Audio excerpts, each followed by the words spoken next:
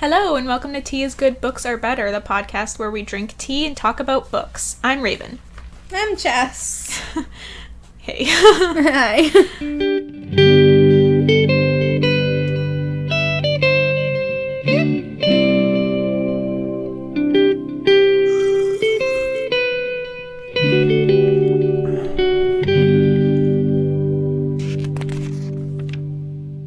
So, this is the last episode of Cry to Heaven. Oh, we're gonna do everything? Yeah! Chapter 1 is intense, bruh. We're doing it all. We're finishing the book. Oh my god. Holy shit. Okay. What's new, Jess, before we get into it? Wanna see? Whoa, bitch, what the fuck? What the hell is that? I got a tattoo on my sternum. Oh my god, show me again. Your tits are too big. You have to lift them out of the way. Isn't that nice? That is so dope. What the hell? What is it? It's the sigil of Baphomet. Is that a demon? So it's Baphomet's like a Jewish demon god. Ooh. That the Knights of Templar were accused of worshipping, blah, blah, blah. Okay. And it's basically the official symbol of the Church of Satan. Wow. Wow. Wow. But seriously. For reals, though, I didn't think she was going to do bad. But I was, mind-boggled at how good it was. Yeah. When I got off and looked in the mirror, I was like, whoa. It's just the lines are so detailed and beautiful. Mm-hmm, like the little goat head in the middle. I was like, whoa. How did you do that? Yeah. And how, the lines have different levels of thickness as well. Yeah. Yeah, that's really nice. Where did you go? Parlor 11. Where's that? So it's in Mission. It's the same place I got this guy, but this guy was from a apprentice who was new. Jess is talking about her little UFO tattoo. This was a professional who's been doing it for years. Dope. How much was it? It was $30, not including the $100 down payment to make the appointment. What? Yeah, it took her 30 minutes to do it, so I'm wondering if maybe they charge $1 a minute. Wait, okay, it costs $100 to make the appointment with her. And is that for, the consultation? No, it includes the whole tattoo. It's just to make sure that if I decide to flake, she still has money for... She hasn't wasted her time. Yeah, what dentists do. Yeah. They charge you for flaking and not letting them know. Yeah, because then they've taken up a spot for you, and they... Okay, makes sense. So that's what that's for. And then she, includes it with the payment afterwards when she does it. So okay. It's altogether it was about $130. Okay, I see. That seems pretty good for one that size. I thought that was cheap as fuck, and I was just what? Excuse me? Because I had brought out $500 cash because I had no idea. I was like, okay, it's better to overestimate. Yeah, but and then why she said didn't you 30, ask? and I was like, wait, what? You didn't ask before? No, I thought she was, because I just assumed that she would not, maybe she would give me, approximation, but, she wouldn't really know for sure. I don't know. Oh. Until she does it. Because they usually charge by time. But you didn't ask for an estimate beforehand. You were just like, I don't care what it costs, I want it. Yeah. Okay, so, yeah, what made you want that one? This guy? Yeah. I chose this sigil for the values, the satanic values it represents. Non-conformity, critical thinking, self-indulgence, acceptance of our carnal desires and animalistic natures. Okay. Yeah. Cool. My aesthetic I'm going for now is black magic. Yeah. Okay. So I'm already planning new tattoos. Oh, shit. Keep going. That's so exciting. Yeah, I'm excited. Wow. And I'm happy. When did you get it? Last Friday. You did you hold off just so you could reveal it on the podcast? Yeah, I was gonna do this. Rip your shirt off. Mm-hmm. That's awesome. How long did it take to heal? It looks totally fine. It's still healing. Oh, okay. The worst part about getting a tattoo is the fucking itching. Oh. It's like the most painful itch you can think of. And it's so hard not scratching. Oh, shit. But the itching has basically gone away. But, okay. well, last week at work, it kind of sucked. Sucked ass. I see. And everyone loved it at work. Yeah. You just ripped your tits out at work. No, Like, look at my tattoo. I had a picture to show you. Okay. Yeah, it's awesome. Thanks, Sweet. Lindsay. Oh my god. I want a tattoo. Well. $130. Wow. I would suggest Lindsay Lou at Parlor 11. Okay. I'm so picky, though, about, like, what I want. Oh, yeah? Yeah, like... Definitely take the time, like, be like, I like this, and then sit on it for a few months. And if you still like it after a few months... Yeah, but maybe. there's nothing I've seen that I like. Like, I would want so many changes and, like, things added and removed and, you know? Yeah, so I would... choose. No. I would have to go and have them, like, design it for me. Or design it myself, but I don't... Yeah, the consultation would be... How much does that cost? I don't know. It depends on the artist. Yeah. Okay, well... Wow, I can't top that. Do I have anything to talk about at all? Shit, how do we move on from that? That's epic. We're going to the night market tonight. Yes, we're going to the Richmond night market. It's gonna be your second time. Johnny's first time. Yeah, is he excited? He is excited. Is he? He seems so blasé about it. That's just Is that just his shell he puts on? That's just his personality. But he was yesterday. He was like, "Ooh, it's gonna be good food." I'm like, "Yeah, there's gonna be good food, John." Yeah, it's all about that food. It's all about that food. Yeah, it's pig out. I haven't eaten at all today yet. Bro, It's 1:30 in the afternoon. If you text me, you would have gotten a blueberry pancake. I don't even think about food until like 1. Wow. And then when I was on my way here, then I was like, oh, I'm hungry. Well, you want some chickpea chips? They're really good. Chippy chips? Chickpea. Oh, maybe later. Okay. Think so. I kind of have a story. Okay. Like, what are you doing? Okay, so I work at the mall. As you know, this happened a few weeks ago.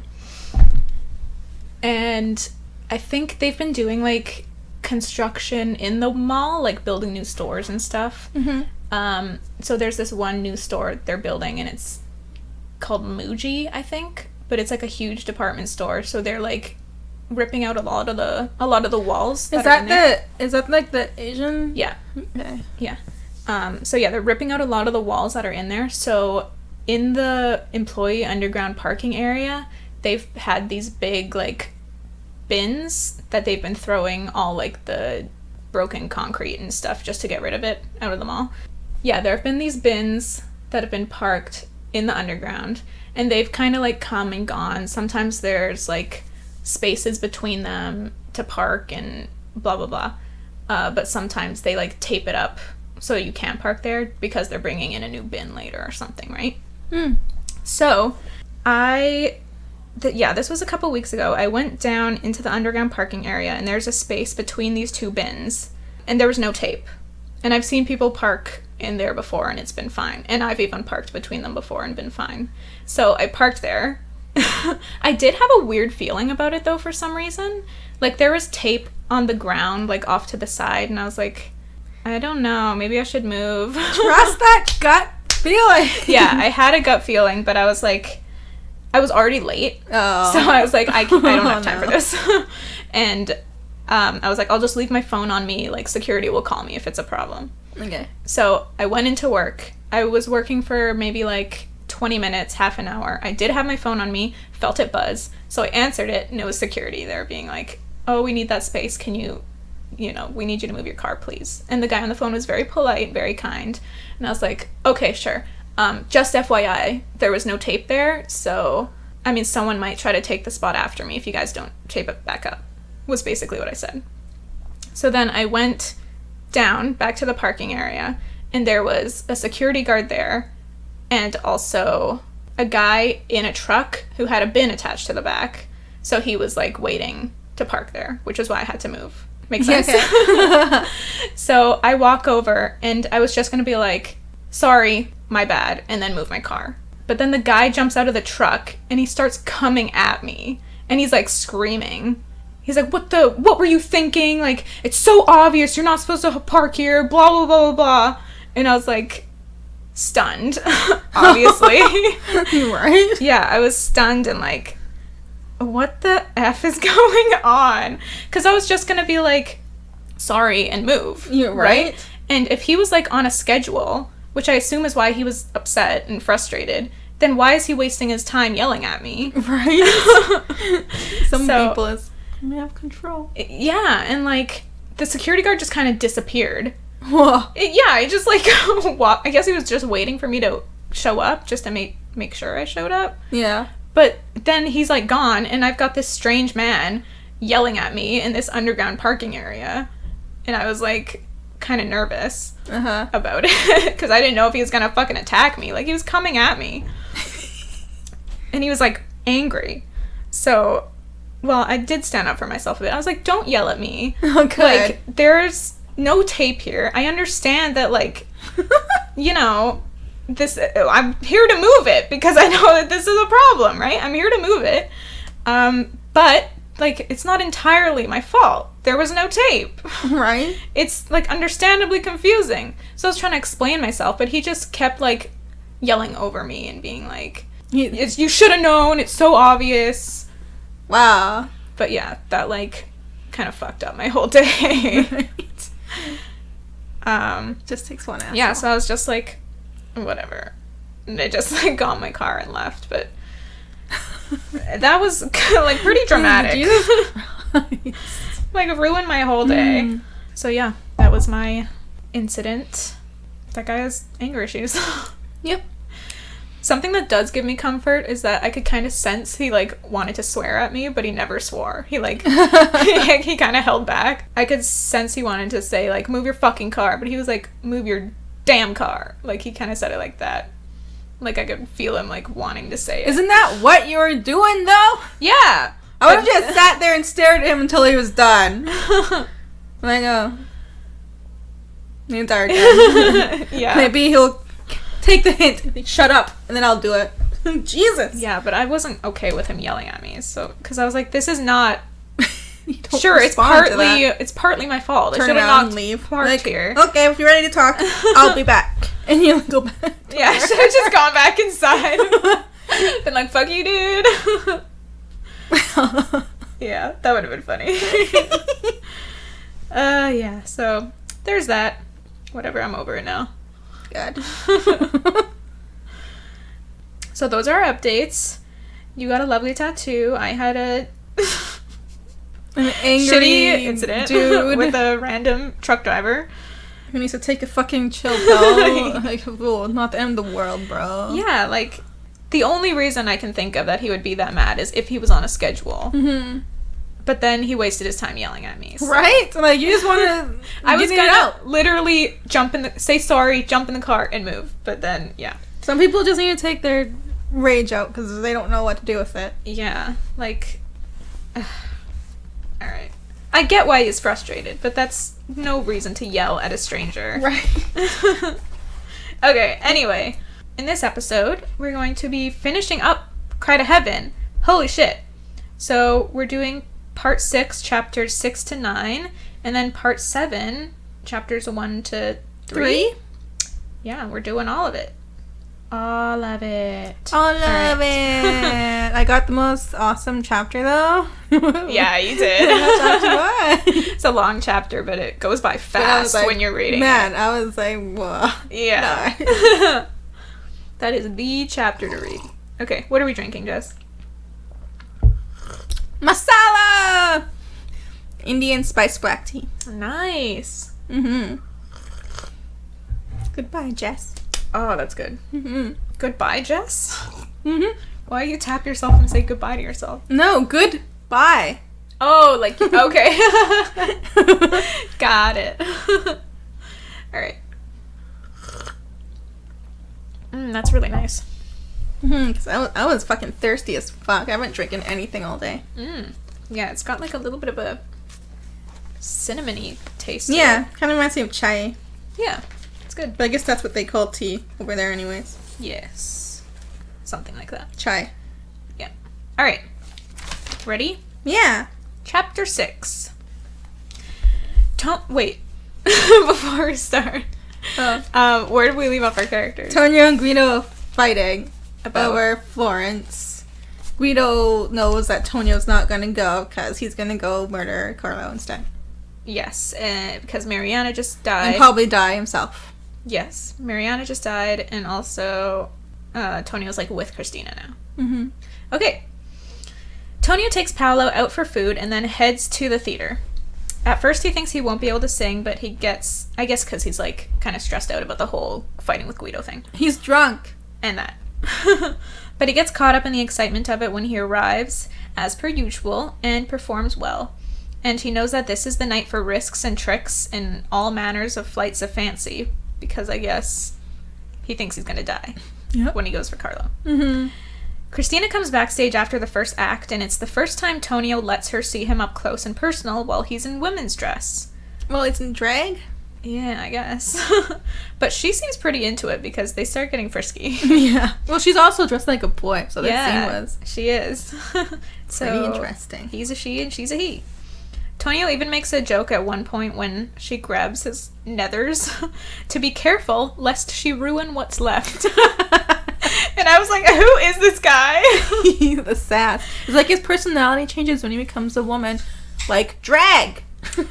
Yeah, well, I also feel like he's very, I don't know, he's sort of more open about it now that he thinks his life is going to come to an end soon. So, yeah. He's letting her see him up close for the first time while he's in women's dress, and he's making jokes about it now. It's like, yeah. True. He expects the end is near. And it's the first time he's ever spoken about or brought attention to the fact that he's a castrato. Yeah. Like, ever. Christina laughs, of course, and then tells Tonio she loves him. Tonio can tell that when Christina looks at him, she's not seeing a eunuch or a painted woman or whatever's on the outside. She only sees him. Aww. Yeah, this must be a pretty magical moment for him. So he kisses her and thinks that, although they're both in costume, they make a perfect pair. When they get back to her place after the performance, Tonio can tell that Guido has talked to her because she starts talking about Florence and walking around packing up small things. Tonio doesn't say anything. He wishes Guido didn't tell her, but also knows that Guido made things easier for Tonio because now he doesn't have to be the one to tell her. If Christina knows that Tonio has no plans to go to Florence, since we can assume that that's what Guido told her, right? It seems weird because she is talking about it. She's all excited to go. Yeah. So I don't really think I was a little confused about that. I was too. confused about that. So I was thinking maybe the purpose of her doing that is to make Tonio speak up and be like, "This isn't happening." Yeah. Maybe. But yeah, he's Tonio, so he's not going to say anything. Yeah. Anyway, they head to the bedroom to bang for the millionth time, and Tonio wonders when it's going to hit him that he's leaving her and everything behind. Because he knows it, but it hasn't quite, sunk in yet. Yeah. Later, she starts talking about how she dreams their life together will be, that they'll travel all over Europe with Guido and Paolo like a little clan or family, and they can come back to that little villa they visited before when they get bored of that. She would paint in the days, and Tonio would sing in the nights, and Guido would write sonatas, and Paolo would become a brilliant singer and make his debut in Rome. Then she starts saying that it can come true, and like Tonio said to Paolo when they left Naples, anything can happen. Tonio says the thought is innocent, but Christina says no, it's a choice. So they're kind of talking about it while, not really talking about it. Mm-hmm. And I was like, oh shit, here we go. Because she's like, it's a choice. So then they argue. Tonio thinks it's crazy that she never wants marriage or children, and says she doesn't know what it's like to be held by a real man, and that one day she will regret choosing him. She disagrees, saying he has things to offer that no real man can, and that it's her choice to make, and she can never forgive him if he makes the decision for both of them. Tonio says that she is being merciless to how he feels whenever he takes her in his arms, that he thinks about what might have been between them every time. But she says they never would have known each other. Which is true. It's true. They never would have met if Tonio hadn't been forced to leave Venice and go to Naples. She got him there. Yeah. Like, yeah, fuck you, Tonio. She also says that his enemies are her enemies, but she knows Tonio intends to end his life for this vengeance because she knows he wants Carlo to know it was Tonio who killed him before he dies. Mm-hmm. Yep. Interesting. So there's no way to get Carlo to know it was him without dying himself? I think because he doesn't think that he'll be able to kill Carlo without Carlo retaliating and getting him. Or his Bravos, right, being there as well. Okay. Like, he'll go in and kill him, but it's a suicide mission. Yeah, because then all the Bravos come rushing. Yeah. Okay. Tonio ends the argument by simply saying that she's right. There you go. She's like, you intend to die for this. And he's like, yeah. You right, girl? That night, as Christina is sleeping, Tonio sits in her studio looking out the window at the stars, and he thinks about Venice and what his life might have been there in the Tresci house. Christina then appears and holds him as he continues to think about how it isn't fair that this was done to him, that this is done to so many young boys. And I have a quote here. Quote, "Children mutilated to make a choir of seraphim, their song a cry to heaven that heaven did not hear." End quote. So we have another callback to the title of the book, as well as a condemnation by Anne Rice for this whole castration for the entertainment of others thing. Yeah, Tonio thinks it's evil. Absolutely. It seems pretty evil. I mean, we don't have to get into this again, but it just blows my mind that they're like, oh yeah, for our entertainment, we're gonna cut your balls off. And make you sing and dance. Oh, and it might not work out for you, but we're gonna do it anyway. Right? Like, what the fuck? That is fucked up. Human life wasn't very precious back in the day, I guess. Human, like, bodily autonomy certainly wasn't. Mm-hmm. Tonio looks at Christina and wonders if they can really have a life together, and he wonders how he can possibly leave her and Guido. She starts to ask when he will leave, but it hurts him to hear her pretend that she's resigned to the idea that he's actually leaving. So Tonio doesn't respond, but he knows that the last night of the opera is tomorrow, so they will have until then, at least. That's the end of chapter 6. Pretty quick one. But we do really get a good look into Tonio's mind in this chapter and how he's being pulled in so many different directions. The things that are eating him up inside. At this point, I really had no idea how this was going to go. Oh, yeah? Yeah. And I was wondering if you remembered at this point how the book ends. Not exactly. Okay, but you had like a brief. Yeah. We'll get more into it when we actually get to that part, but yeah. Okay. But I haven't read this in over 10 years. Yeah. So I was surprised a lot in that book. I was like, very okay. surprised. That's nice. Okay, chapter 7. This chapter opens with a horse race, but not a regular horse race. The horses are running into the crowds, and people are shrieking, and some are being trampled to death.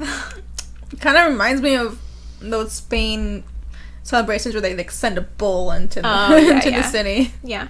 Obviously, I had to find out what this was, because we know by now that this is probably based on a real thing. Yeah. So I looked it up, and this is what I found. Oh, shit. The Barbary race was held 8 times a year, one for each day of the Roman carnival. And it took place just before sunset. The horses raced without a jockey, so no rider, starting from the Piazza del Popolo and reaching at full speed the opposite end of Via del Corso, which is a straight road, ending up at the Piazza Venezia, which is a 2-kilometer distance.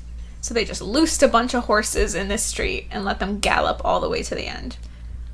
Man. Yeah, and at the end... We'll get into that, yeah. At the end, they had a tarp of sorts that was, like, hung down from, I think, an arch to stop the horses. So the horses would, like... They wouldn't slow to a stop. They would launch straight into this tarp. Oh my gosh. Yeah, like, Did the horses die? I don't know. I don't even understand how that works. During the race, people would dash out into the road to try to catch the horses. And that's how a lot of people ended up dying. Because it was like a little game. It would be like, if you can catch a horse, Yeah. People could rent balconies to watch from overhead, but most people stood in the street, crammed on both sides of the roadway. There used to be an arch along the road as well that used to cause like a bottleneck midway along the road, so it would make the road like much more narrow. It was eventually demolished so that the race could continue, because it would like, that's where a lot of the disaster would happen. So they literally took down that arch just so they could keep having this race. Oh my god. Yeah. And it wasn't until 1874 when a young boy ran into the street and got trampled directly in front of the royal family that the event was discontinued. Oh my gosh. Yeah, so like the king saw this kid get fucking mushed into the street and was like, that's it. I'm calling it. It's over. About time. Yeah, holy shit. But anyway, that sounds bonkers.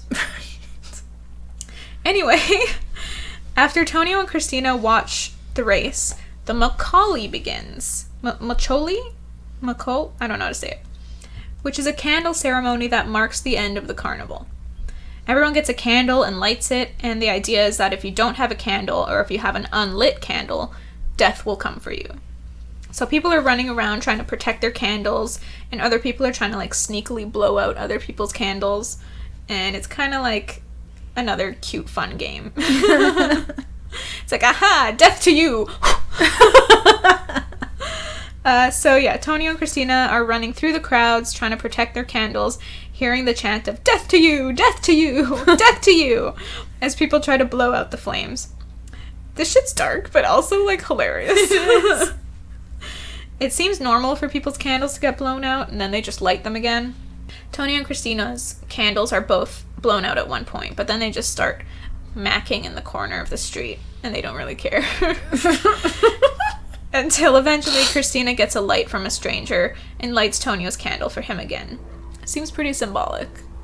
She's like saving his life. Ah. Yeah. So, it's about time to head to the opera now. But then suddenly a figure lunges at Tonio in the street, shouting, "Death to you!" At first I was like, oh, just another, like, kid who wants to blow his candle out. But then Tonio feels a knife against his throat. But with lightning speed, he whips out his stiletto and stabs this figure multiple times in the torso. Because Tonio's a fucking badass. Mm-hmm. The figure sags against him, but then Tonio feels another man behind and a garrote against his throat. And a garrote is a wire or a cord that's used to, like, strangle someone to death. Ooh. So Tonio struggles and stabs his knife back, like, reaches back with his knife, stabs the guy in the bowels. Ooh.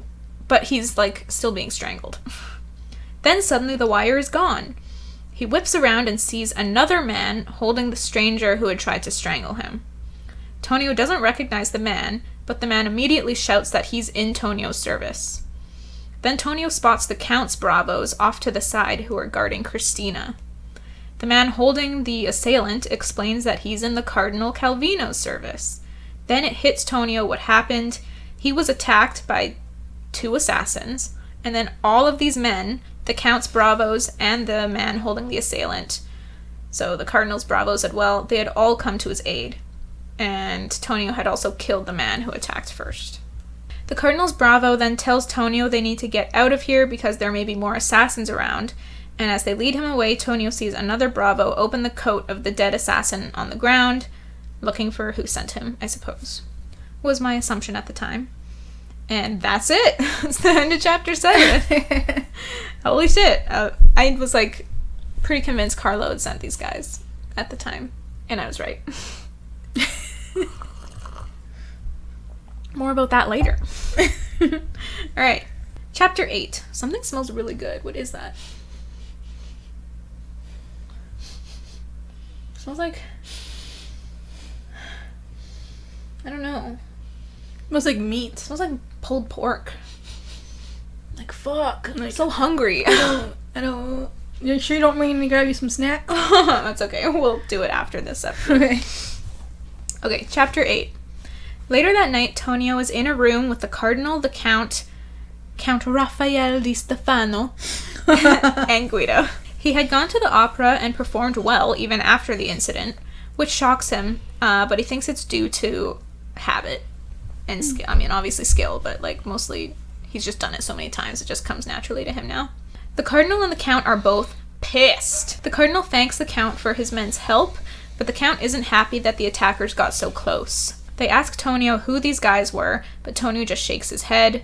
They had discovered they were Venetian, because they both carried Venetian coin and Venetian passports, but no one understands why someone in Venice would want Tonio dead. No one understands? Well, I'm sure. Sure? Yeah, no. Guido is standing off to the side, just like, fuck. head down, like, fuck. Yeah. Tonio thinks about how the knife had gone immediately to his throat. Did you just hear my belly? Yeah. I sure you don't want snacks? It's that smell! What is that? Like, I don't hear anyone outside, so like, they can't be barbecuing. It's not... Johnny, are you cooking? Yes. Ah! What are you making? Save some for Raven. She's starving. Chicken fingers. Chicken fingers. That does not smell like chicken fingers. It kind of smells like chicken to me. Oh, bread now, and chicken. now I'm getting it. Yeah. No, it smells like... Save some for Raven.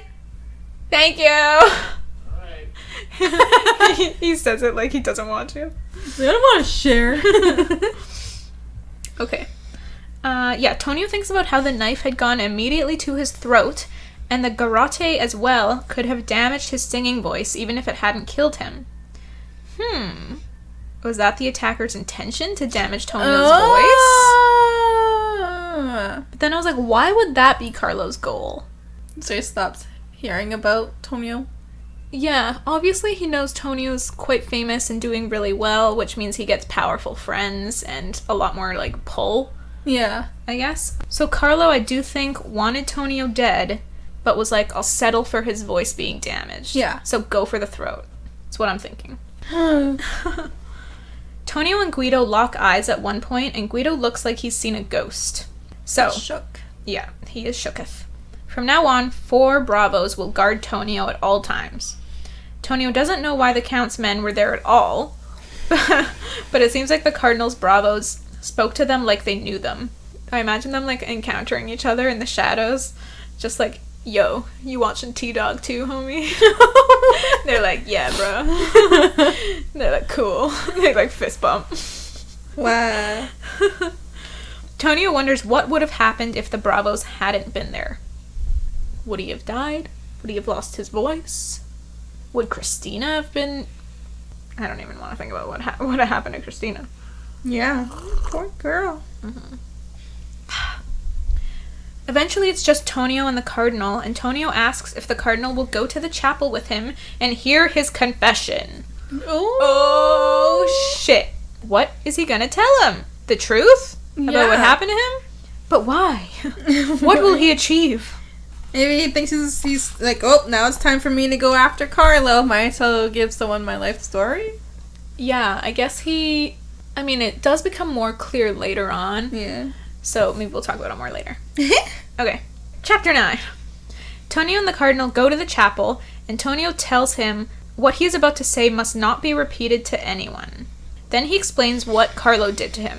So, everything. Mm-hmm. When he's finished the tale, he explains to the Cardinal that it was his life, his happiness with his life, and the love he has for those around him that has prevented him from going after Carlo before now.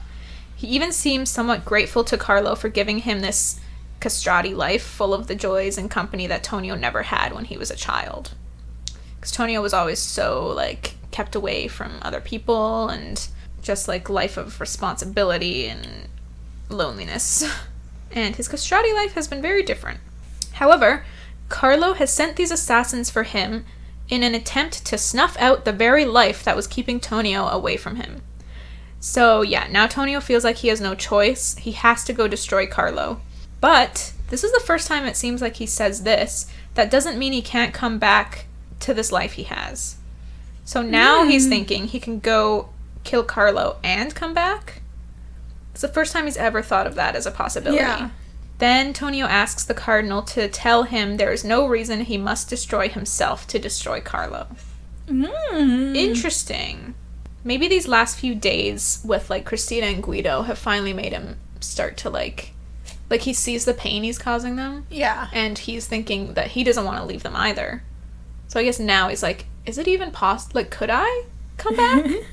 The Cardinal is unsure that Tonio can destroy Carlo without it costing him his own life, but Tonio says he knows of a way he can get to Carlo without endangering himself.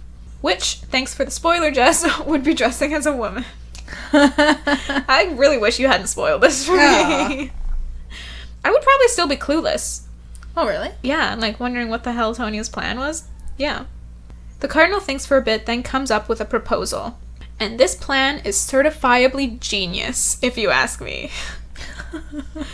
Though I wasn't sure if Tonio is capable of pulling it off. But yeah, when I read this, I was like, this is fucking brilliant. Cardinal, bro. Good job. Okay, so the Cardinal suggests that Tonio go to Venice, confront Carlo, get him on the knees, and then let him go. I was like, oh my god. No? You don't seem to feel the same way. Carlo always seemed like someone who wouldn't. He's like backstabber. Yeah. You're right. Like, he isn't honorable enough to be like, so shook and be like, oh, thank you so much. Yeah. At this point, Tonio's convinced that the only reason Carlo's trying to kill him is because Carlo's worried about his own life. Yeah. He knows that Marianne is dead now, and he expects Tonio to come for him. So that's why Tonio thinks he sent the assassins, because he's scared for his own life. Yeah. So Tonio thinks, or no, the Cardinal, I guess, thinks, that if he goes there and, like, confronts him and lets him know that he could kill him, but he's not gonna, that that's not his intention, then Carlo will just leave him alone and live his own life. Could be. Yes. So I thought it was brilliant. Jessica, unconvinced. Press X to doubt. So Tonio's, basically, if this situation happened, Tonio's soul and life are both spared, because he wouldn't be, well, he's already a murderer, but he wouldn't be a murderer of his father. Yep, that's He wouldn't commit patricide, excuse me, and he wouldn't die. And Carlo, yeah, who clearly only sent assassins because he is afraid of Tonio and his power, ends up with the certainty and the knowledge that Tonio means him no harm. So Tonio can continue living his life. Tonio's brothers will still have their father. It sounds like the best case scenario, basically. Yeah. Jessica is fixing her hair. I'm pulling it up. Fixing. I love those hair bands. They're like a thing now, eh? Yeah. I got them as a gift from my job. I love it. Yeah, I can't use hair bands anymore. you're so tiny. Oh, that's good. I'm already done mine. I'm kind of sad. Aw. You can have a sip of mine. I almost never finish it. The Cardinal also suggests that Carlo doesn't truly wish to kill Tonio, since he left him alive for so long. What Carlo truly wants is Tonio's forgiveness. So, I agreed at the time that I didn't think Carlo truly wanted to kill Tonio, just because it's been so long. He, like, sent him off. He did the whole castration thing. Like, why wouldn't he just kill him? Right? If that's what he wanted to do. But I also, at the same time, was like, I don't know if he cares about Tonio's forgiveness. Yeah, right? I think he just wants him to stay away. Kind of made me chortle. I was like, Yeah, press X to doubt again. I had seen no evidence to support that idea, so. Tonio is unsure he has the strength to forgive Carlo.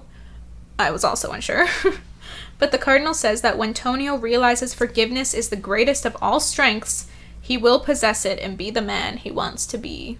Wow, Cardinal. It's a nice thought. Right? I was pretty blown away by this whole turn of events. Oh, yeah. The stakes were already so high, but now we have this hope that Tonio might make it out of this with his vengeance and his life? Mm-hmm. Bruh! The stakes have been raised again! Brilliant writing, right before the climax. Thanks, Anne. Genius. Afterwards, Tonio goes to Guido's room, where Guido is drinking and Paolo is lying in bed, still in tears. Tonio asks Guido if he can have an opera ready for Easter, and whether the representative from Florence is still in Rome. Guido hesitates, but confirms that yes, the representative is still here, and he can have an opera ready. Then Tonio tells him to make all the arrangements, go to Florence with Paolo, Cristina, and Signora Bianchi, and get a house for all of them. Then he promises to be there by Easter Sunday, if not earlier, before the theater doors open. Oh, Dun, dun, dun. he promised. He promised. But that also means this shit's happening right now, people. He's taking off. Holy crap.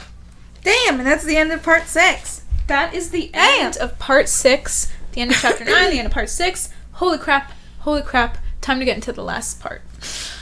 Now Jessica's going to take over and talk about part 7. The first 3 chapters. Or The the only only 3 3 chapters. Chapter 1 is dense as fuck. I have 12 and a half pages. Whoa! Go! 12 and a half pages. Wait, how long do I took like very broad notes, Yeah. but I still have... I wanted us to know what was happening. because this is... I didn't want to skip through it. Yeah. I was like, this It's is also a very good chapter. cinematic, yeah. Right? This is a good chapter. How many pages do I have? My pages are a lot smaller than yours, though. So Oh. 1, 2, 3, 4, 5, 6, 7. Ah! Jessica just noticed a big written in my notes. Let's Starting fucking off. get into this shit. Alright, Chapter Jess is getting 1. comfy. It's raining in Venice. The sun Oh, it's raining! We're in Venice! The sun is peeking through the clouds. I almost said crowds. Crowds. The clouds. The banners on the ships are snapping and flapping in the wind. Okay, Jess, are we gonna just read the whole chapter? What is No. this? I wanted to bring it straight to where we were. You want to set the scene. Yes. Got it. We come to Carlo, who's standing on the docks, pondering life while getting drunk as fuck. Mm-hmm. Drinking that brandy. For you, I kill, he whispers at nothing. He's thinking of Mariana, and it brings him to tears. He's pretty messed up, and you can tell by how discombobulated his point of view is in this chapter. It keeps going back and Yes. forth between what he's doing and his Absolutely. weird hallucinations with Mariana. The writing in this chapter is also, again, fucking incredible. Mm-hmm. It's like, she didn't even have to say he was drunk Right. for us to know that he's drunk. Like, he was pretty fucked up. Like, his thoughts The are all writing? over the place. Wow. And it's like, but it's still easy to follow along. Like, it's Yeah. not confusing. This is bananas. This is I need to read bananas. more Anne Rice. Oh my gosh, we can go there. Where am But I? yeah, I was super interested in this perspective shift to the antagonist for the first time, and it's for the final showdown. Shit. Wow. What a great decision. I forgot about that, and I was like, wow. This is, ugh. It was Ugh. good. It was good. I'm like, I'm grossed out by how amazing it is. Ugh. Okay, go ahead. His bravos are all around him, but in the distance. But there's one that keeps coming up to him who likes to think of himself as a servant, too. Federico. Federico keeps trying to get his attention, but Carlo is just like brushing him off. He's too drunk and sad. He whispers again, "He will be with you very soon, my love."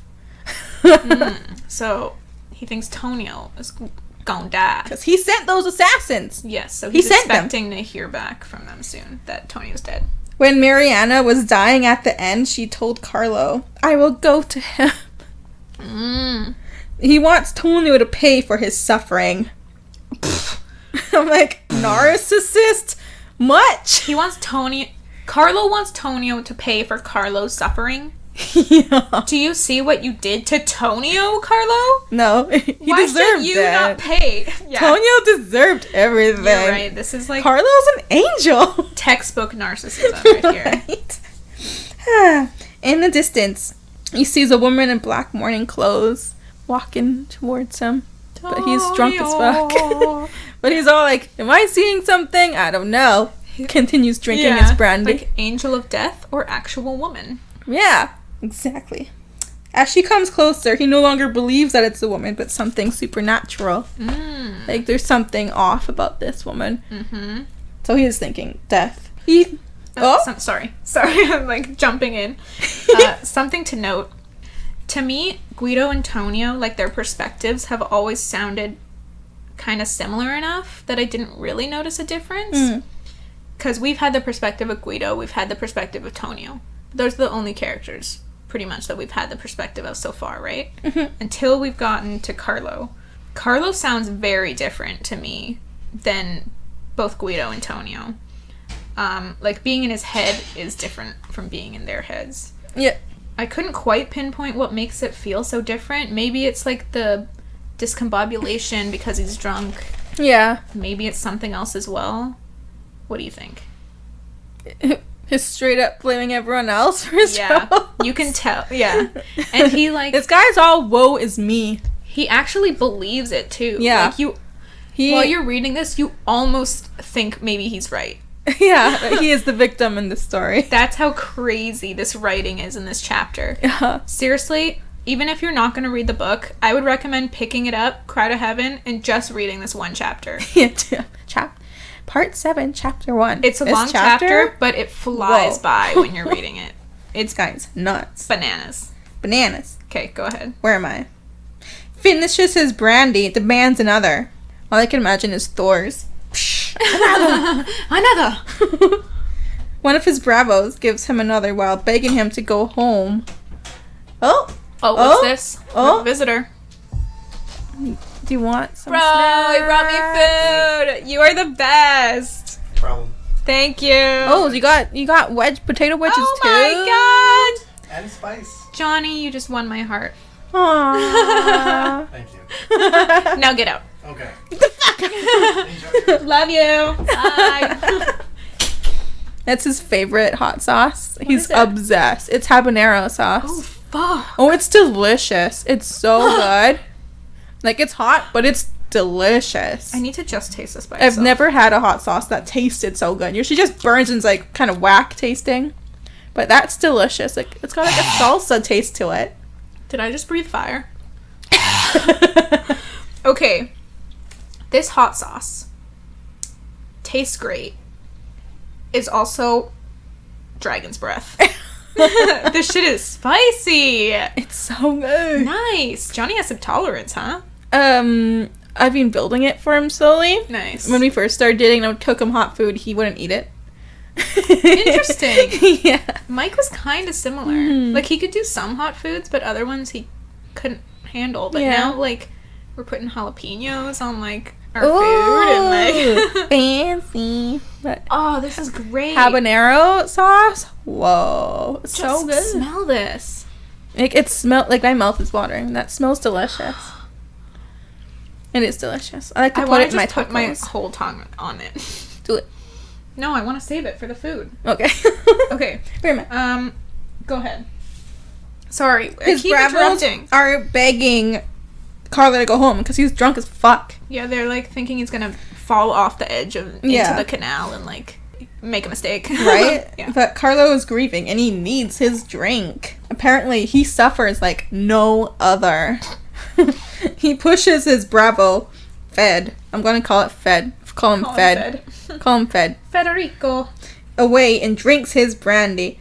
He looks again for the woman, but she isn't there. He turns around and she is standing 10 paces away just watching him. Damn. It's like she's circling him. Oh my god, this is orgasmic. This is so good. I'm sorry. It is. It's so good. Oh my god. He feels as though... Sorry. He feels as though he hates her, but he still gives her a flirtatious smile. Fucking Carlo. Right?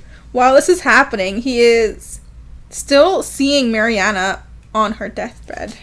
So, his wife just died, and he's thinking to himself that no one is equal to his wife, Yeah. and then he's flirting with some rando on the street. Some whore. Yeah. That's Carlo's words. And he's so butthurt that her very last word was Tonio. Yeah, he's so... Butthurt's the perfect... Yeah. The woman in black appears more and more seductive and beautiful to him, and he knows he wants her.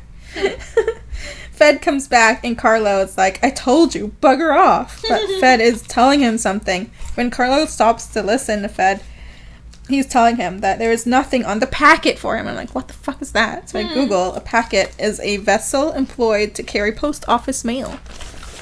Yeah. So he was waiting for news from the assassins. Carlo brushes him off unbothered because he didn't need the cutthroats to send proof of the assassination. Word would eventually spread that the assassination of Tonio Tresci, the singer, happened. Carlo's also convinced that there's no way that they could fail.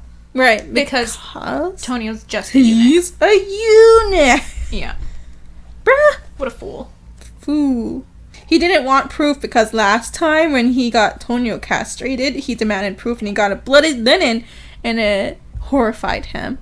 Yeah. He didn't like seeing that blood. He's a little pussy. You're such a pussy. Ved insists that there is still a chance they failed, but Carlo sneers at him. He's just a eunuch. Yeah, there it is. There what he is. He looks at the woman again and whispers, "Come to me, beautiful one." She doesn't hear because he's whispering this shit, and she's still far away. Yeah. Fed keeps insisting Carlo go home, but he shoves him away. More visions of him screaming, "Get that away from me!" The linen shit. And of Mariana asking him thousands of times, "You didn't do it! You didn't do it!" Carlo's thoughts are all over the place. He's just everywhere. He's thinking about the lady. He's thinking about Fed and his assassins. He's thinking about Mariana's death. He's thinking about getting the bloody sheets. Like, Jesus Christ, dude. The aftermath of Tonio's castration. And it all comes back to Tonio. He wonders if the gossip about Tonio will ever stop. So I got direct quote of the gossip that he was thinking about. Exactly. Okay, what he heard. "I tell you, the Neapolitans are positively in fear of him. They say he was in a fury when the young Tuscan insulted him. He slashed open the boy's throat, and in that brawl in the tavern, he slew that other boy. He's one of those dangerous eunuchs. Very dangerous." So that's something he heard from someone else? Yeah. So that's great. I did want to point out, actually, Ah. that when those things happened, when Tonio killed that boy in the tavern and then slashed that other boy's throats, I was like, is this just characterization? Or, like, is this going to come back later? Like, is this important? I didn't understand the significance of it until this chapter. Yeah. Because Word Carlo's gets been around. hearing all about it, which makes him fear Tonio. Definitely more threatened by Tonio now. Crazy. Alright. He looks around. "Where is my whore in black?" He looks around, does not see her, but he sees a great black mass reflected in the water and sees that she had approached him. Looking at the reflection, he thinks, "My bold little seductive bitch in black." But all he says is beautiful. He thinks she better be beautiful underneath that veil. Veil? That veil. I'm thinking of baby cows. As she slowly comes closer, she lifts the veil a little to give him a little bit of a sneak peek, and he is stupefied at her beauty. Yep. He begins following her like a zombie as she beckons, and he knows that he needs her. They reach the edge of the canal, and she lowers her veil a little. Veil. Jesus. She leads him onto a felze. A what? A felze. Felze. How do you Google that again? It's the little boat where Tonio fucked that first girl. I thought that was a gondola. Yeah, right? But if straight up was a gondola, but like smaller. Oh, it's just a smaller And it gondola? has like a little cabin inside. Oh, shit. Okay. Yeah, felze. And he all but tumbles in because he's drunk. Drunk as fuck. Yep. He can see his bravos in the distance following him. He wants to see her face and takes off her veil. Good job. While going in for a sloppy kiss, she pushes him off, and he's pissed, accusing her of playing games. But she just stares at him as if fascinating, and he is again astonished by her impossible beauty. He tells her, "I want you to kiss me." And he takes her face in his hands and sucks her mouth hard. At first, she hesitates, then she gives in, and he feels arousal and asks her price. Jesus. She's confused, and he clarifies that a beauty like her needs a tribute. But she says, "For you, there's no price." So they get a room. Price for you, my lord.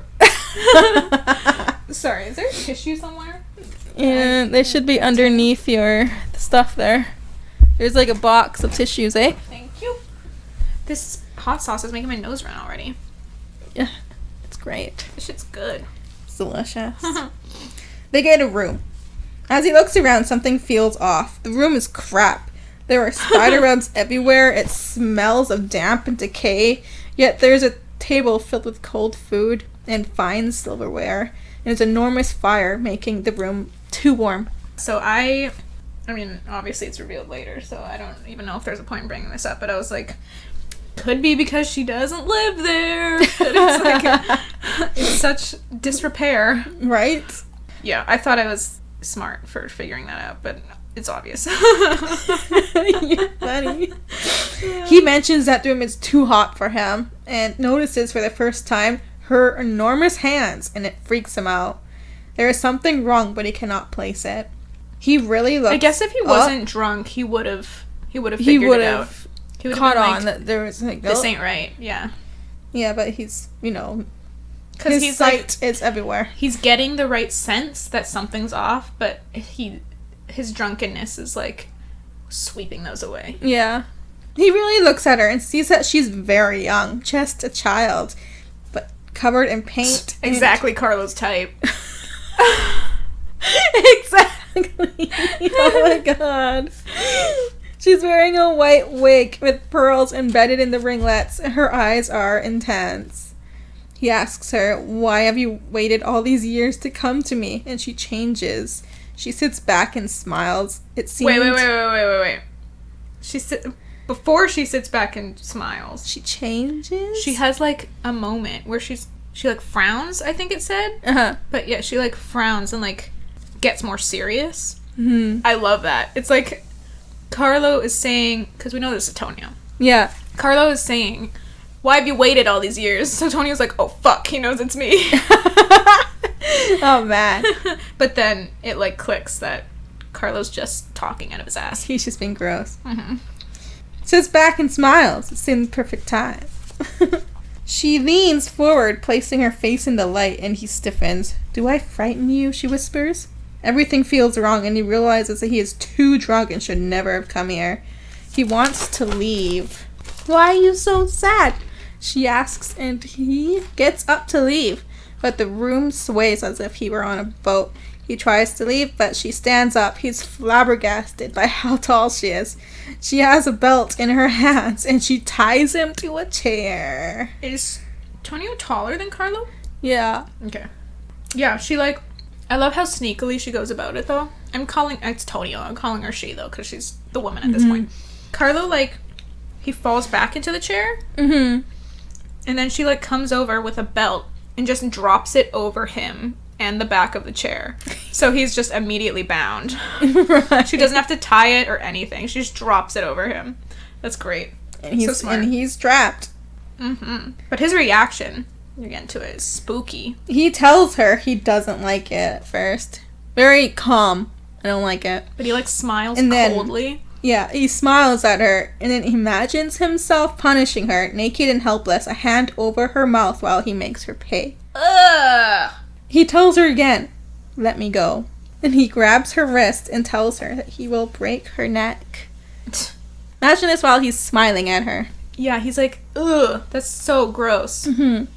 But she's not afraid, and he feels desire for her as she stares at him. And he kisses her again. This time he tries another tactic. He whispers to her gently, "Take off the belt. I want you. Yeah. You're a foolish woman to provoke me." And she says, "I am no woman." All I'm imagining is the Lord of the Rings where she's like, "I am no man." Eowyn. Yeah. I am no woman. And he's no like, "No man can defeat me. I am no man." Shing! Exactly. And he's like, "LOL, what?" And she says, "I am Tonio, your son." Biggest rating. And like, what? "I am Tonio, your son." What? It's like the Luke, "I am your father," except backwards. Right. I'm Tonio, Carlo, "I am your son." And Carlo goes nuts. He starts like screaming and fighting, and he's like, Federico! But there's a I don't know if this comes before that, Okay. but there's this great cinematic moment where she stands before him, like looms over him. Yeah. And then Carlo understands the disguise and then flips his shit. Yeah. It's just such a... Oh, this has never been made into a movie, right? No. Dude, I want to make this into a movie.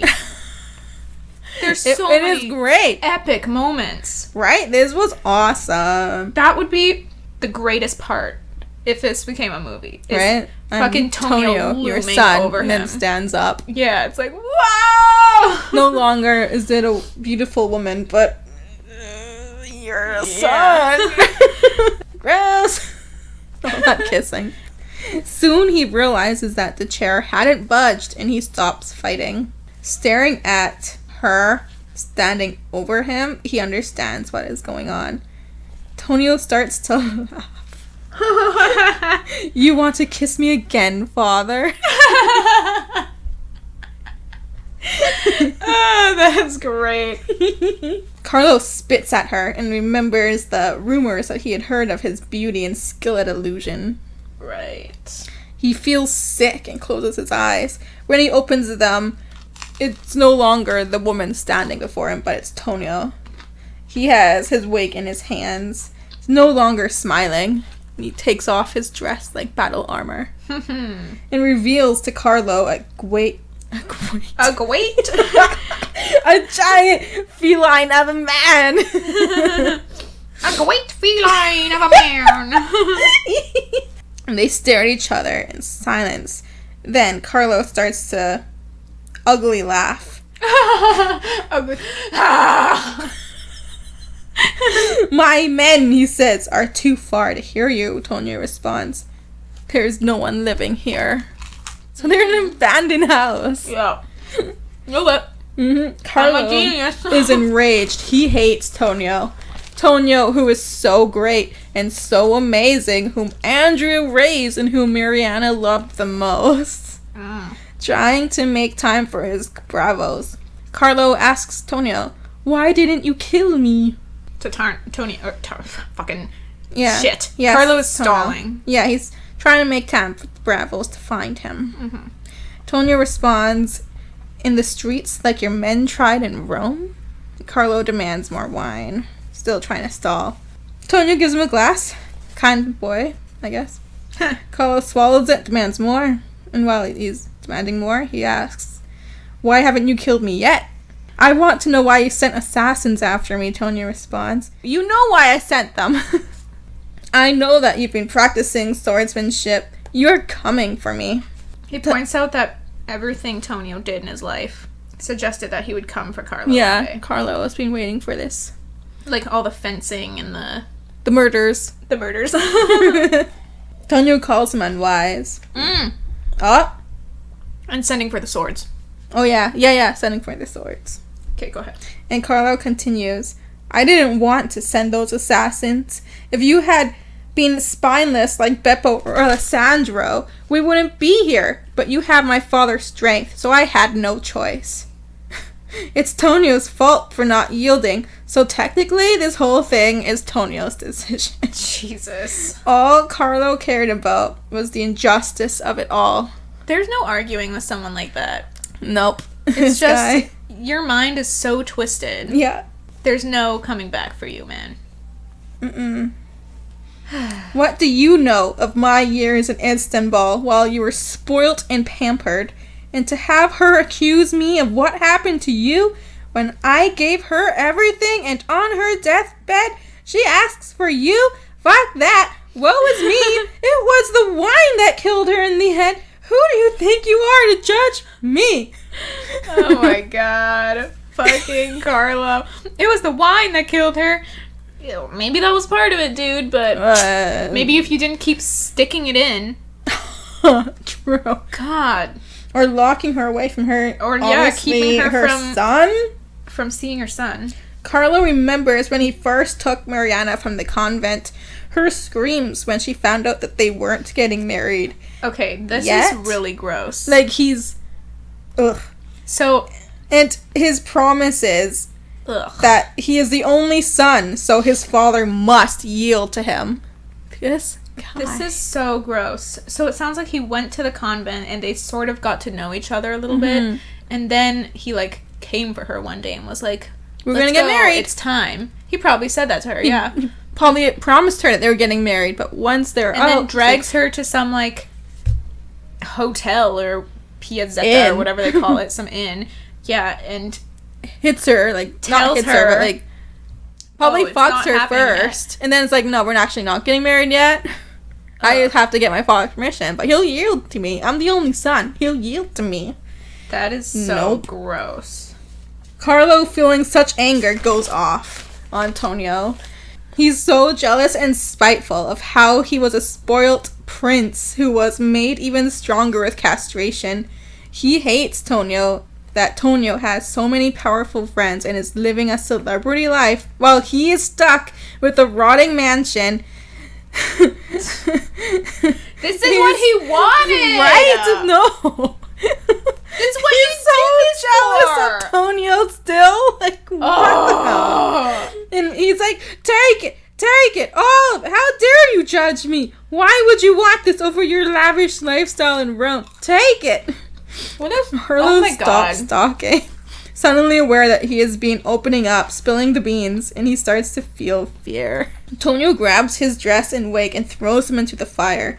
Carlo starts to really freak out, realizing that maybe it's time. It's time. Time to die. Keeps trying to, explain why he was driven to it to, like, stall Tonio some more. Tonio interrupts. You left one thing out. What of your sons, my brothers? Carlo promises they will grow up and kill you for this. No, father. They won't even know what happened to you. Oh my god. You know what this reminds me of? Pan's Labyrinth, when the Spaniard general is about to get killed and he's like, stops his watch and he's like, tell my son when I died. And she's like, no. He won't even know your name, and blasts it at oh shit, I forgot about that. Yeah. That's dope. Carlo is terrified, knowing that he's fucked.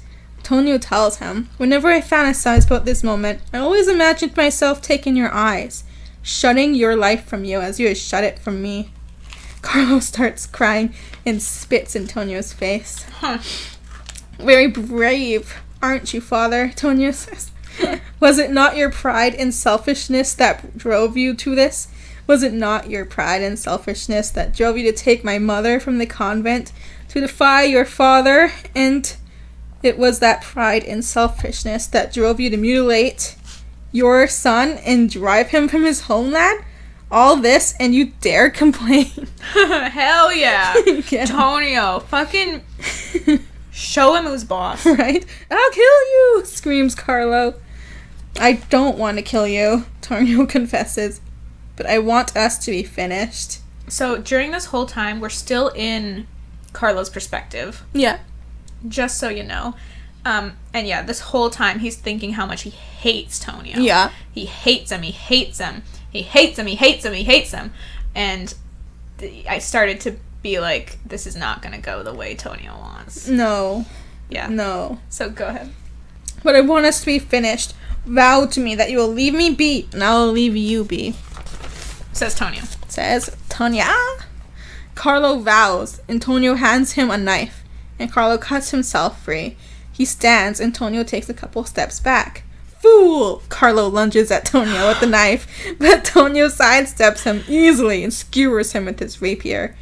Carlo dies, watching Tonio's stricken face smooth itself over to that of a poker face. I literally wrote, just across the whole page. Holy fuck. Of course, though. Carlo's fucking narcissism. He's gonna think that he can just kill Tonio. Right? He's still a eunuch. He's just a eunuch. Of course. It makes perfect sense. Mm-hmm. So Tonio let him go. Yeah, he wanted to give him a chance. He was testing him, too, at the same time. Yeah. Which is smart by Tonio. I think Tonio did everything he could, and I'm proud of him. Me too. Yeah. And then Carlo thought he could fucking just kill him right there. And Tony was like, no, bitch. Man, isn't it appalling to think that Carlo seriously blames everything on Tonio? That's... Like, what he did to himself, but it's still Tonio's fault. I love that he blames Tonio for everything. And he's like, it's my right. Like, I'm the first son. I deserve this. But then he also blamed his father for everything. Even though it was his father's right to refuse him to marry someone. He was still like, I'm the only son. I should get whatever I want. Right? Oh my god. He's just... This guy is just... It was like, was he born this way? Or like... Some people are born incredibly entitled, How did that happen to him? Man. Like, I don't know what happened to maybe him all of with his mom and his other brothers. Man, I don't even know. Only son, maybe this entitlement did hit him. But yeah. Maybe Andrea changed a certain way he was raising kids when he raised Tonio. Maybe that's why Tonio is like... Well, Tonio grew up, like, in a more abusive household. True. Mariana was kind of messed. Yeah, and then Andrea was never there. So they definitely grew up in very different ways.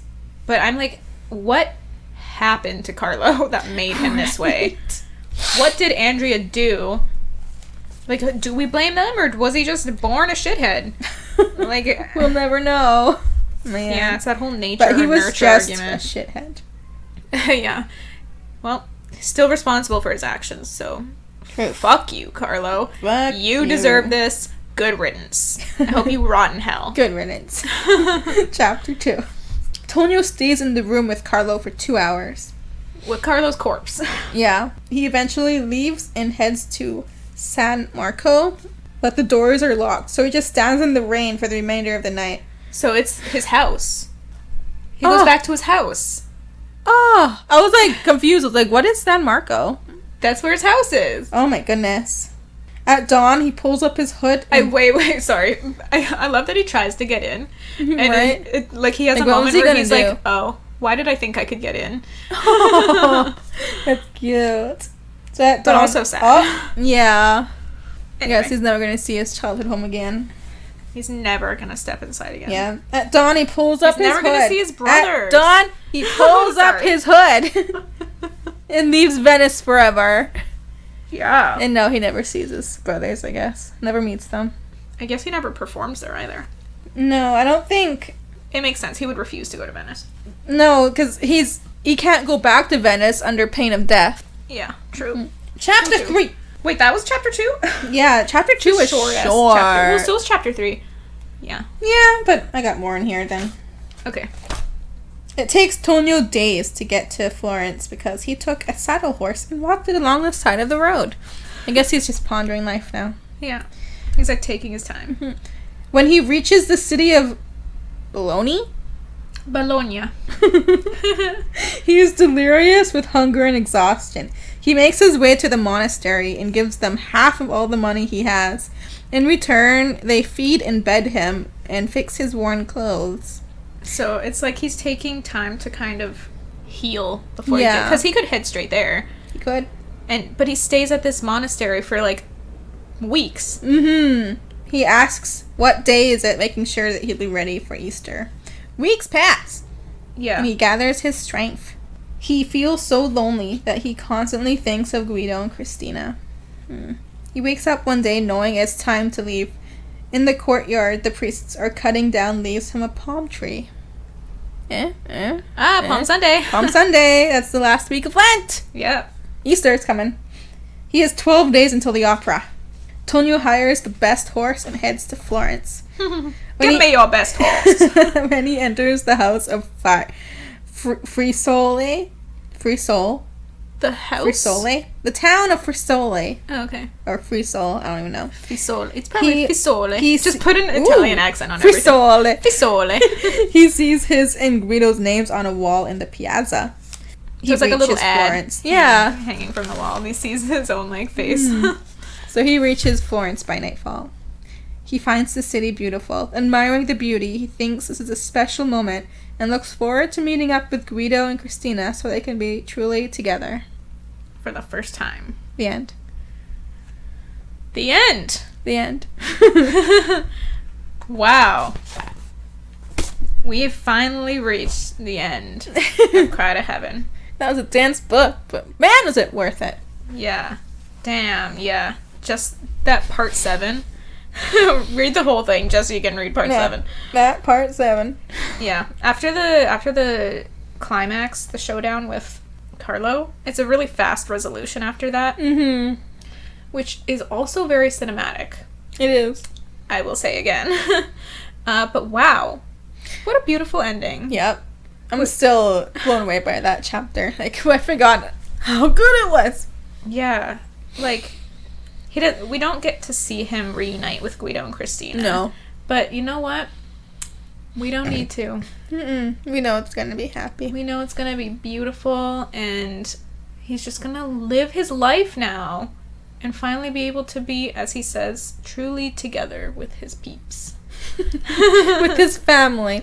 There won't be something else pulling his mind away. Did you notice away. he didn't mention Paolo? Da, da, da. Conspiracy time. I actually finished my tea. Because it was good? It was really good. And also I was eating spicy food, so I needed to Oh yeah, you needed to milk wash that it shit away. down. I had to pause because I ran out of tea. I didn't want to be here like just fanning myself, like blowing my nose Oh my gosh. on the microphone. I have cashew milk in case. Oh, cool. Continue. What do we do now? We've been reading this book since March. Right? I've never... Since February. I forgot what it feels like to finish a book that you've been reading for a long time. Now It's it's like... August, just FYI. Now it's like, now what?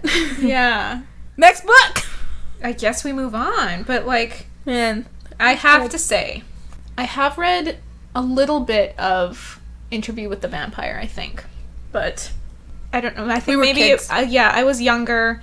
I was like a young teenager, like maybe 14 or 15. Probably used to reading easier, faster books. And, you know, like Harry Potter was my favorite series. Hey! It was mine too. So, yeah, reading something by Anne Rice was a lot. And I didn't finish the book, so... No, you didn't.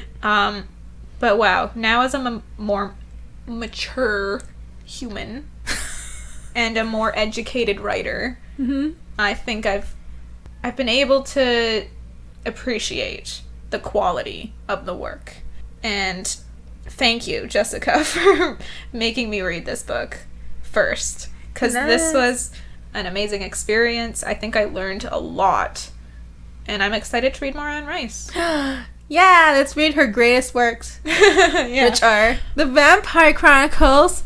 Let's go. Her favorite character of all time, who Lestat? she loves the most, is Lestat. And it'll be fun to see how she writes him. Great. And how we want you. But did you notice there's something at the end of this book? Oh shit, no. Oh, of course you didn't, because I had the book and I didn't send you this. There's an afterword. Ah! Let's read this. It's nice and short. You gonna read the whole thing? Yeah, I'll read Okay, it. yeah. Okay. Cry to Heaven could not have been written without extensive research. Duh. Knew it. And I am deeply indebted not only to many writers of the period. Ooh, so she She was actually reading Whoa. writers from that time. Damn. But to the authors of numerous scholarly and popular works on the opera, the castrati, the 18th century, art, music, Italy, and the cities of Naples, Rome, and Venice. She did a lot of research. Oh my god, that's a lot of dedication. Yeah. She had this story in her head, and I guess she was like, I'm gonna do this right. Mm-hmm. And boy, did she do it right. Man. In addition, much material was consulted on the physical characteristics of eunuchs, and I express my special thanks to Robert Owen, MD, for helping me make my way through the morass. I don't know that word. Morass. Of medical literature on the subject. I would also like to thank Anne-Marie Bates, who very generously made available to me a tape recording of Alessandro Moreschi, the last castrato to sing in the Sistine Choir, and the only castrato ever to be recorded. That's the one I showed That's you on the one YouTube. you showed me. Wow! Wow!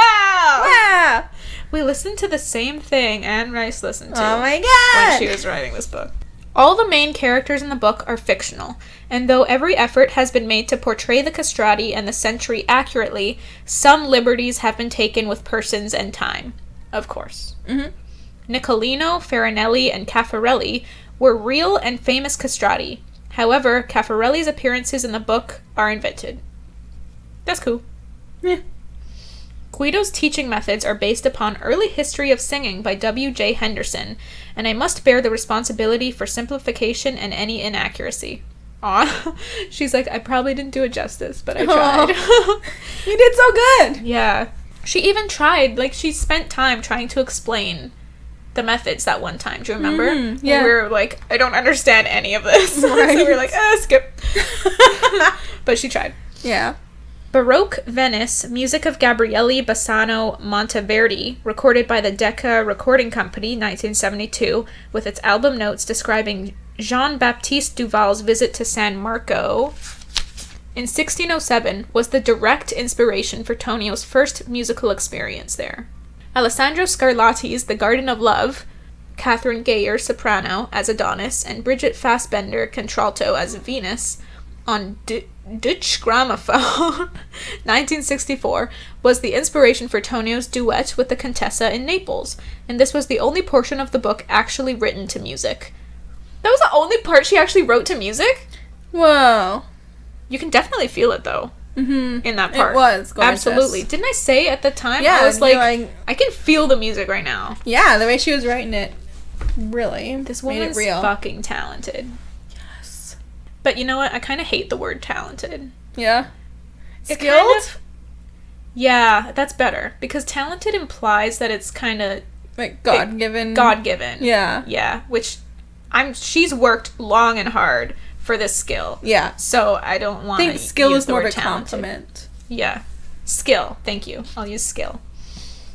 Every time I use talented, I mean skill. Yeah. Metastasio's Achille and Ciro, the libretto that Guido chose for Tonio's debut in Rome, is described in detail by Vernon Lee in her unique Studies in the 18th Century in Italy. And there are many Baroque operas on record today which were popular during this period. However, for a real understanding of the music, I strongly urge the reader to seek those recordings in which female singers take the old castrato roles. The castrati were true sopranos and contraltos, and countertenors or male falsettists can give no true idea of the beauty of their voices. So, there are men who can hit the same notes, but not with the same level of power and whatever. Wow. That is the afterword. That's it. That's Cry to Heaven. That's Cry to Heaven. I'm glad you liked it. Yeah, thank you, Jess. What a great experience. Okay, so there will be no more episodes on Cry to Heaven. This is the last one. Let's not linger on that, because I'm going to be sad.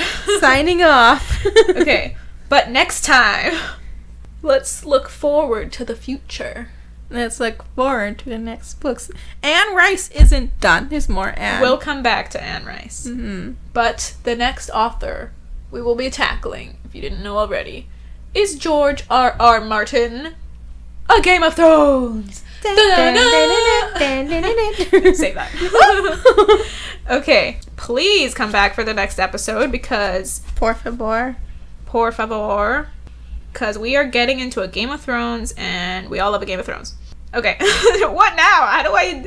What do I do now? I don't know what to do.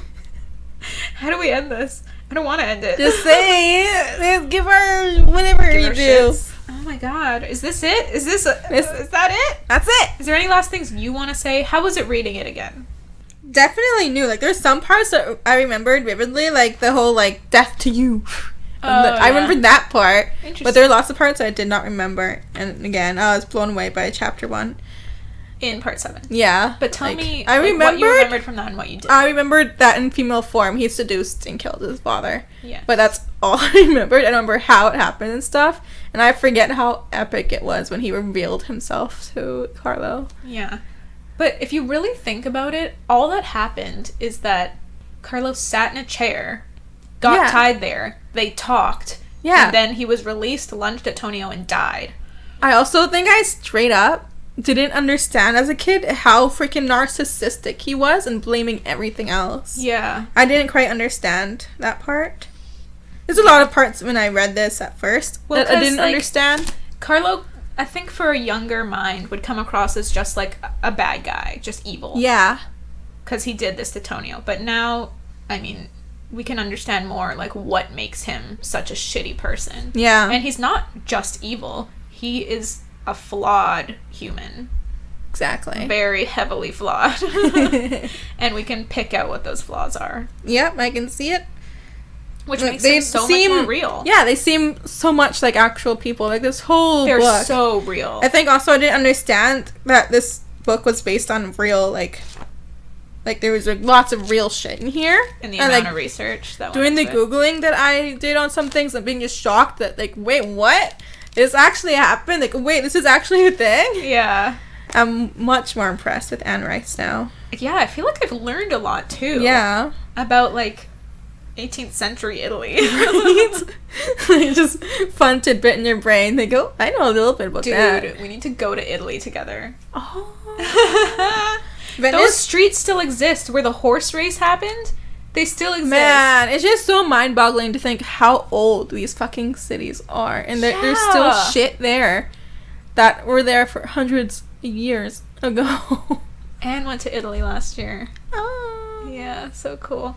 Barum, the guy who made our jingle, he's done quite a bit of traveling. He's a geologist and he travels around to like look at rocks. That's a very dumbed down way of explaining what he does. I remember having a high school teacher who was a geologist and she loved rocks. Yeah.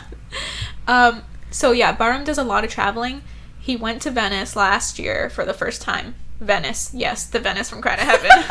And it's his favorite city that he's ever been to. Really? I've heard so much crap about Venice from tourists. Like, it's so dirty, it's gross, people don't respect the city anymore. Oh. But to hear that B loved it, yeah, really raises my hopes. 'Cause, like, who doesn't want to visit the city on water? Yeah, man, the sinking city. Right? It sounds so, like, romantic. Yes, it is. Can you imagine just paddling down the canal in the gondola? Yeah. Or the guy paddling, you sit in the back with your loved one, just look out over the crumbling city. It's true. It is true. Oh, man. Oh, man. If you visit Italy, please take pictures and send them to us. Mm-hmm. Tag us in your Instagram photos. I'd like to check out... At Tigbab Podcast. Check out the art in Florence. In Florence, yeah. There's a lot of art there. Totally. Old art. Mm-hmm. Gorgeous. Okay. Let's bring it to a close.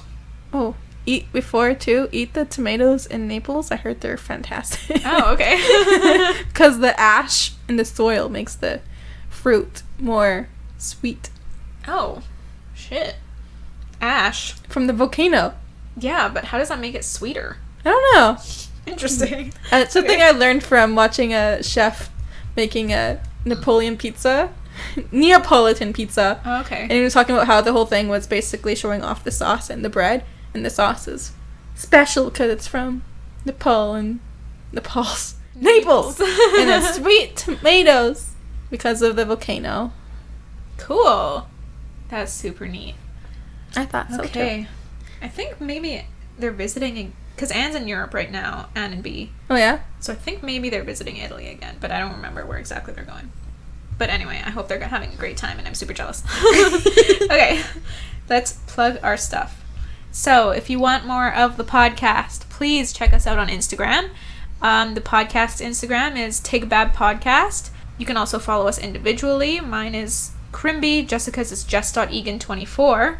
You can find us on Facebook as well at Tigbab Podcast again, or just search Tea is Good, Books Are Better. And also, please check out Barum's YouTube channel. It's Barum Barami, Bahram. He made our jingle. He makes some really dope music. Please check him out.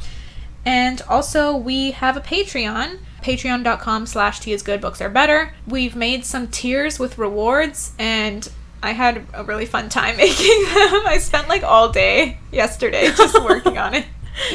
But it was really fun, and you'd really be helping us out. We need a second microphone really badly. Yeah. So please consider contributing, and thank you so much for all your support. And please join us again for a Game of Thrones next week. Thank you so much, and thank you, Anne Rice, for Cry to Heaven and just being dope. An artist. True artist, Anne. True skilled artist. All right. Thank you so much for joining us, and we will see you for Game of Thrones. Bye!